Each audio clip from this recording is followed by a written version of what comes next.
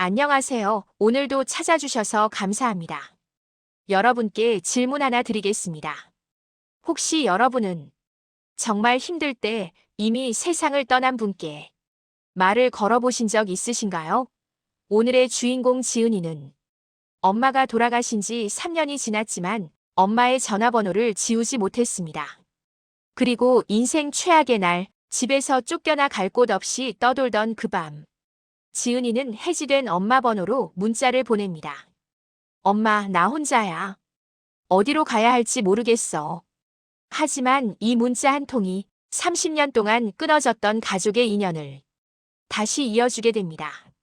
늦었다고 생각했을 때가 가장 빠른 때라는 말, 오늘 이야기를 들으시면 정말 실감하실 겁니다. 마음에 드신다면 구독과 좋아요로 응원해 주시고 댓글로 여러분의 생각도 들려주세요. 여러분의 한 글자 한 글자가 큰 힘이 됩니다. 그럼 시작하겠습니다. 저의 하루는 언제나 해가 뜨기 전에 시작됩니다. 20살 윤지은. 새벽 4시면 눈을 뜨고 낡은 인쇄소로 향하는 게 제 일상이었습니다. 알람이 울리면 저는 재빨리 일어났습니다. 소리가 크면 삼촌이 깨어나 화를 낼 테니까요. 어둠 속에서 옷을 갈아입고 발소리를 죽여 현관문을 나섰습니다. 버스 정류장까지 10분, 거기서 인쇄소까지는 또 30분. 창밖으로 보이는 도시는 아직 잠들어 있었습니다. 하지만 저는 깨어 있어야 했습니다. 생계가 걸린 문제니까요. 인쇄소 문을 열면 종이 냄새가 확 밀려왔습니다. 잉크와 기름 냄새가 섞인 제게는 너무나 익숙한 그 냄새. 사장님은 새벽 5시면 어김없이 작업을 시작하셨고 저는 그분을 도와 무거운 종이 뭉치를 나르고 기계를 닦았습니다. 지은아, 이거 이쪽으로 옮겨놔. 네, 사장님. 20kg이 넘는 종이 묶음을 들어 올릴 때마다 허리가 욱신거렸습니다. 하지만 입 밖으로 내지 않았습니다. 이 일자리라도 잃으면 정말 아무것도 남지 않을 테니까요. 제가 이곳에서 일하게 된 건 3년 전입니다. 아버지는 제가 10살 때 산업재해로 세상을 떠나셨습니다. 보상금도 제대로 받지 못한 채 저희는 하루아침에 빈털터리가 됐습니다. 어머니는 혼자 저를 키우시느라 낮에는 식당에서 밤에는 청소일을 하셨습니다. 지은아, 엄마는 괜찮아. 너만 건강하고 행복하면 돼. 어머니는 늘 웃으셨습니다. 하지만 저는 알았습니다. 그 웃음 뒤에 얼마나 많은 고통이 숨어 있는지.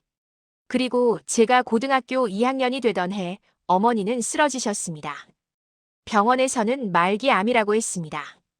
어머니는 돌아가시기 전날 제 손을 꼭 잡으셨습니다. 지은아, 미안해. 엄마가 너한테 아무것도 남겨주지 못했네. 하지만 있잖아. 어머니는 낡은 노트 한 권을 제 손에 쥐어주셨습니다. 엄마도 너만 할 때 글 쓰는 걸 좋아했어. 엄마는 못 이뤘지만 넌 꼭 내 꿈 이루렴. 글 쓰는 사람이 되렴. 약속해. 그게 어머니의 마지막 말씀이었습니다. 어머니가 떠난 뒤 저는 삼촌네 집 작은 다락방에 얹혀 살게 됐습니다. 삼촌은 어머니의 오빠였지만 살아생전 한 번도 연락하지 않았던 사람이었습니다. 처음 몇 달은 괜찮았습니다. 하지만 삼촌은 술만 마시면 돌변했습니다. 내 엄마가 얼마나 골칫거리였는지 아냐? 너도 똑같은 피 받았으니 조심해라. 저는 그저 고개를 숙이고 방으로 들어갔습니다. 쫓겨날까봐, 더 이상 의지할 곳이 없을까봐 아무 말도 하지 못했습니다. 그런 제게 유일한 위안이 있었습니다. 밤마다 노트에 끄적이는 글쓰기였습니다. 엄마가 남겨주신 그 낡은 노트에 저는 하루하루를 기록했습니다. 그리고 올해 초 전국 청년 문학 공모전 공고를 받습니다. 대상 상금 300만 원, 해외 연수, 출판 계약. 제게는 상상도 못할 기회였습니다. 저는 밤마다 인쇄소 일을 마치고 돌아와 원고를 썼습니다. 삼촌이 주무시는 소리를 확인하고 작은 스탠드 불을 켜고 몇 시간이고 키보드를 두드렸습니다. 마감일 전날 밤 저는 원고를 제출하며 속삭였습니다. 엄마, 이게 끝나면 나도 달라질 수 있을까?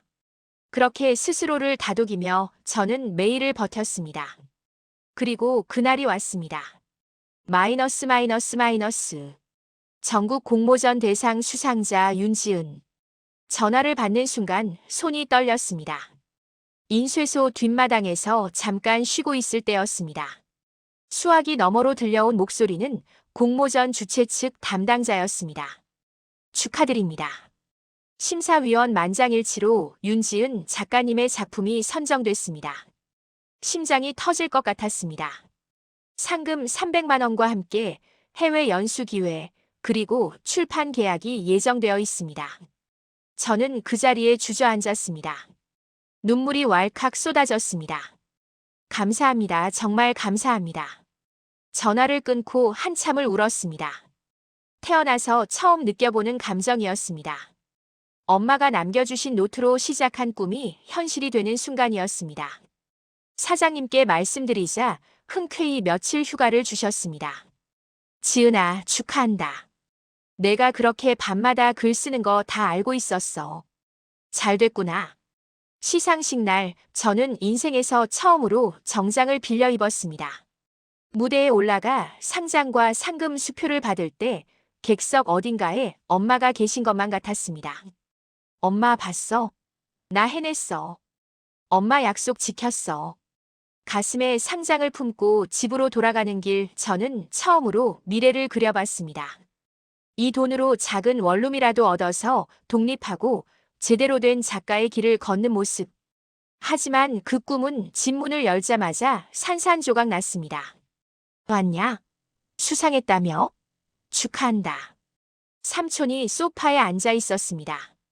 평소와 달리 술 냄새가 나지 않았습니다. 하지만 눈빛이 이상했습니다. 그래서 상금이 얼마나 되는데? 300만 원입니다. 삼촌의 눈빛이 변했습니다. 300. 야, 그거 어른한테 맡겨야지. 당장 신분증하고 통장 내놔. 안 됩니다. 처음으로 거부했습니다. 제 목소리가 떨렸지만 물러설 수 없었습니다. 뭐라고?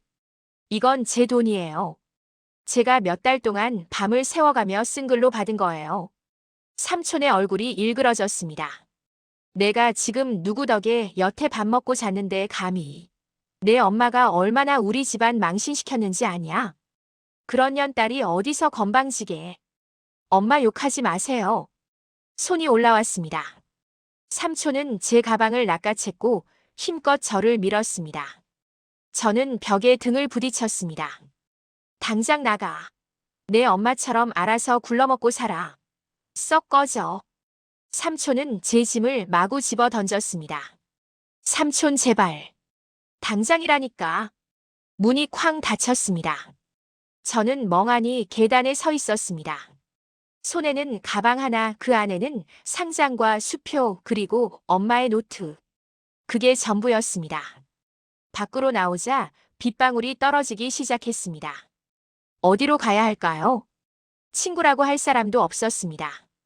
발길이 닿는 대로 걸었습니다. 결국 저는 동네 공원 벤치에 주저앉았습니다. 비가 점점 세게 내렸습니다. 엄마 나 이제 어떡하지? 주머니에서 휴대폰을 꺼냈습니다. 연락처를 내리다가 어느 순간 손이 멈췄습니다. 엄마. 이미 해지된 번호. 닿을 리 없는 이름. 하지만 저는 그 이름을 보며 버텨왔습니다. 그날 밤 저는 더 이상 참을 수 없었습니다. 떨리는 손으로 문자를 쓰기 시작했습니다. 엄마, 나 공모전에서 대상 받았어. 엄마가 좋아했을 것 같아서 열심히 썼어. 그런데 엄마, 나 이제 집이 없어. 어디로 가야 할지 모르겠어. 나 정말 혼자야. 전송 버튼을 누르는 순간 눈물이 쏟아졌습니다. 대답은 오지 않을 겁니다. 알고 있었습니다. 하지만 마음속에 쌓인 말을 더 이상 참을 수 없었습니다. 저는 벤치에 몸을 웅크렸습니다. 빗소리만이 제 울음을 감싸주었습니다. 마이너스 마이너스 마이너스. 그날 밤 저는 벤치에서 잠들었습니다. 새벽녘 공원을 청소하시는 할머니께서 저를 깨우셨습니다. 아가씨, 여기서 자면 어떡해? 감기 걸리겠어. 할머니는 아무 말 없이 따뜻한 캔커피 하나를 제 손에 쥐어주셨습니다. 저는 그 작은 온기에 또 눈물이 났습니다. 힘내. 젊은 사람이 이렇게 있으면 안 되지. 저는 공원 화장실에서 젖은 옷을 대충 말리고 찬물로 얼굴을 씻었습니다. 거울 속 제 모습은 처참했습니다. 그래도 살아야지.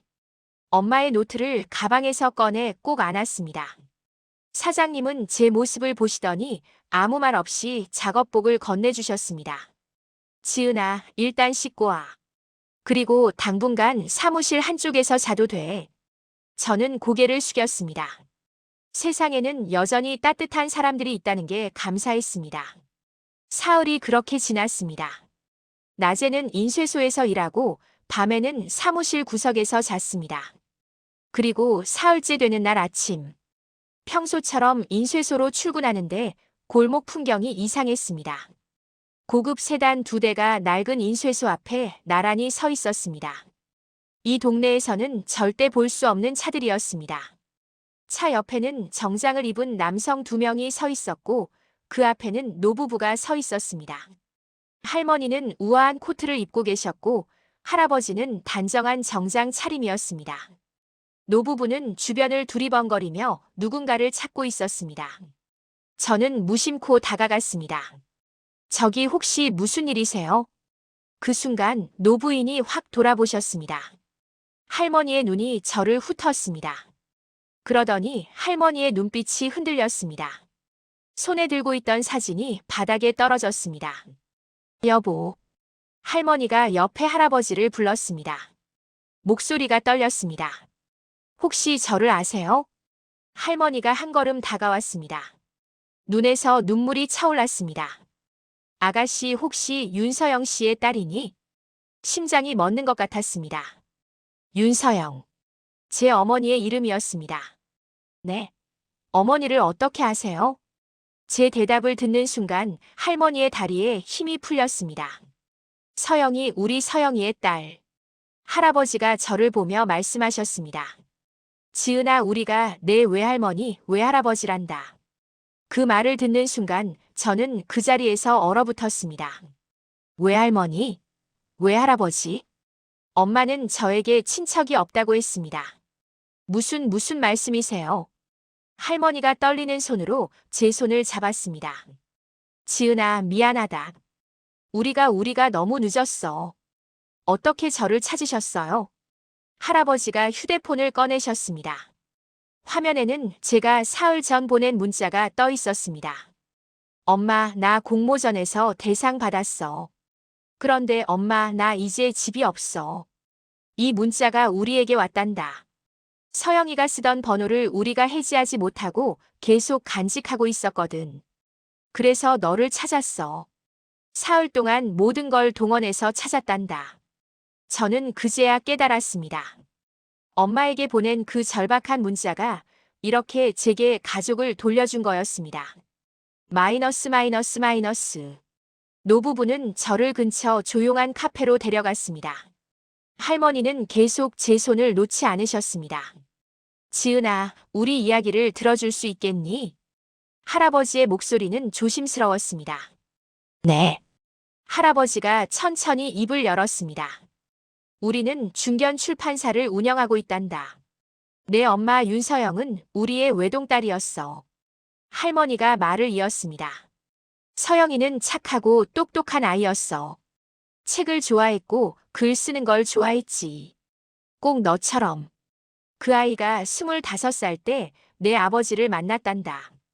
내 아버지는 공장에서 일하는 성실한 청년이었어. 가난했지만 정말 착한 사람이었지. 할아버지의 목소리가 떨렸습니다. 하지만 우리는 반대했어. 출판사 딸이 공장 노동자와 결혼한다는 게 그때는 받아들이기 힘들었단다. 우리가 얼마나 어리석었는지. 할머니가 흐느꼈습니다. 서영이는 우리를 설득하려고 했어. 몇 달 동안 애원했지. 하지만 우리는 고집을 꺾지 않았어. 그러다 어느 날 서영이가 임신 사실을 알려왔어. 할아버지가 고통스러운 표정으로 말했습니다. 우리는 화를 냈어. 아이를 지우라고 했지. 지금 생각하면 정말. 할머니가 떨리는 목소리로 이어갔습니다. 하지만 서영이는 거부했어. 이 아이는 제 생명이에요. 절대 포기할 수 없어요라고 했지. 그리고 그날 밤 서영이는 집을 나갔단다.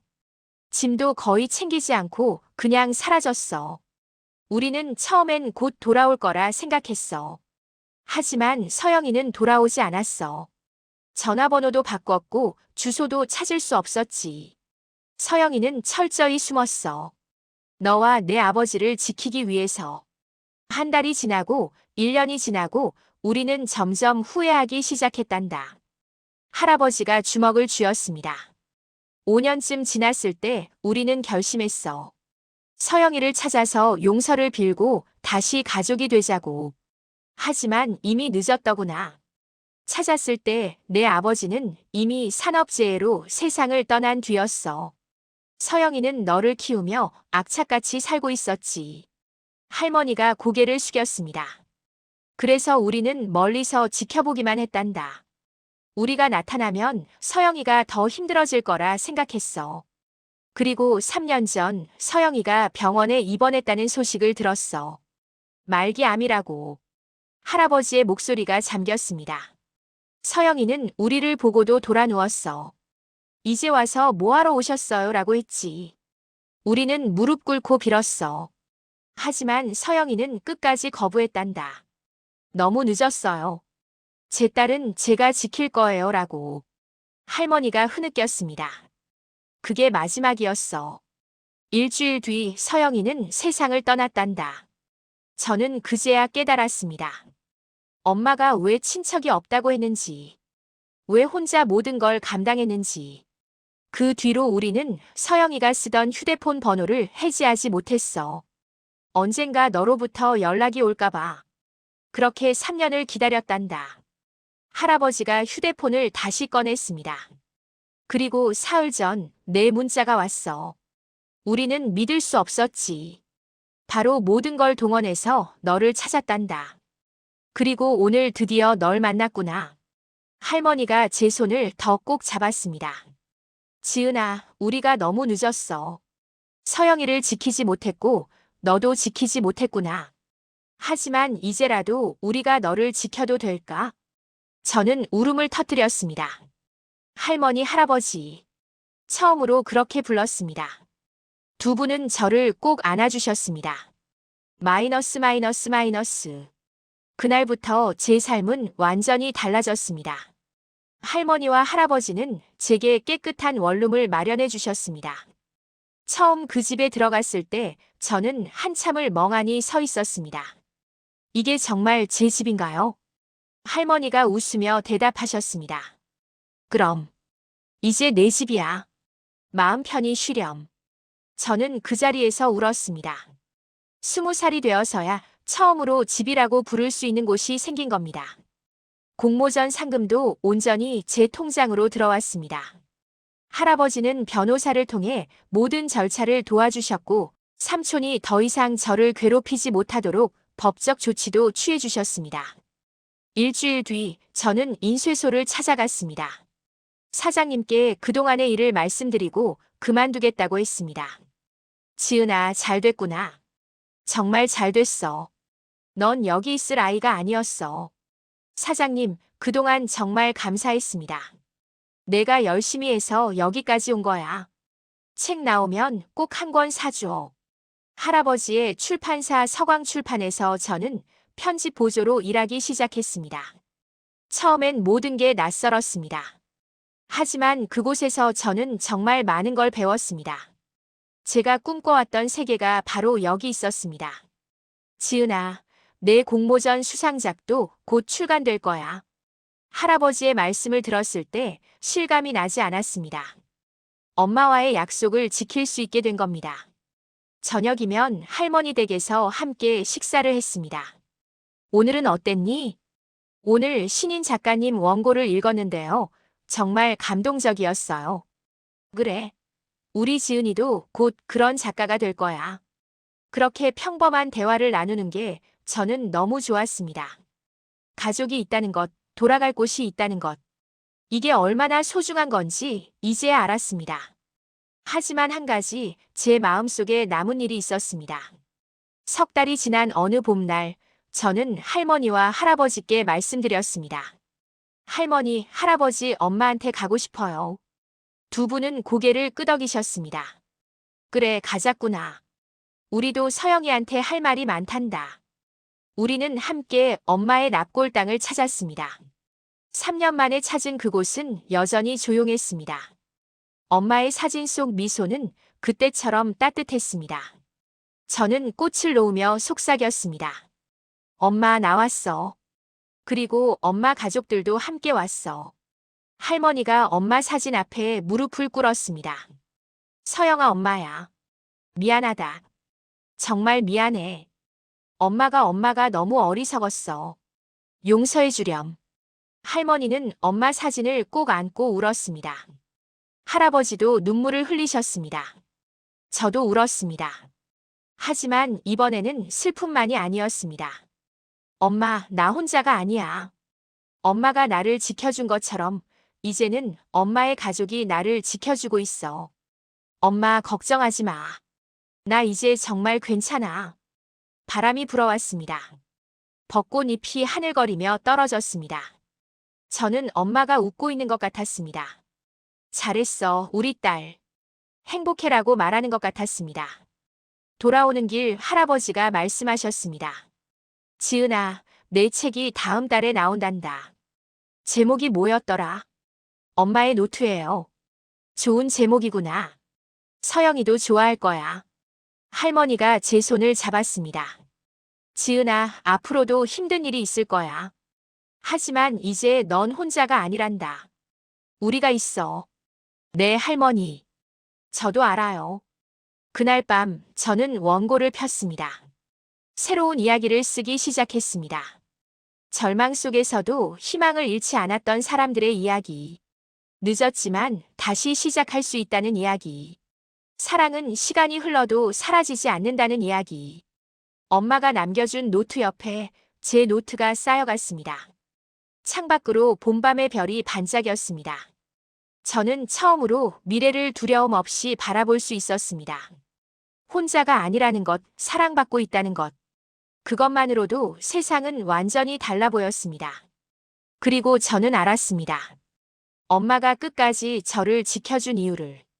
가족이란 피가 아니라 마음으로 이어지는 것이며 사랑은 어떤 시련 속에서도 결코 사라지지 않는다는 것을. 엄마 고마워. 그리고 사랑해. 저는 노트에 첫 문장을 적었습니다. 새로운 이야기가 시작되었습니다.